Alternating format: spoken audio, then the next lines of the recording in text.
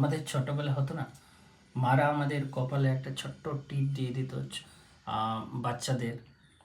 তো এটাকে বলা হয় মানুষের বদনজর লেগে যাবে, তার জন্য দেওয়া হতো। বা অনেক নতুন গাড়ি নিলে ফুল চড়ায়, অনেকজন ফুল টাঙিয়ে রাখে, লেবু টাঙিয়ে রাখে, তো নজর এই জিনিসটা অনেকেই বিশ্বাস করে।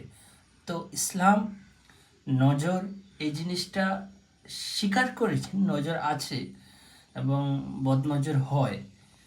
যার কারণে বারবার একই কাজ, সহজ কাজ একটা হয় না, এবং মানুষ বারবার নাম করে কিংবা দুর্নাম করে সেই কাজটা হতে দেয় না। এই নজর বলে একটা যে ওয়ার্ড আছে, এই সেটা বাস্তব, ইসলাম সেটা বলেছে, এবং সবসময় নজরের কারণেও হয় এটাও ঠিক না।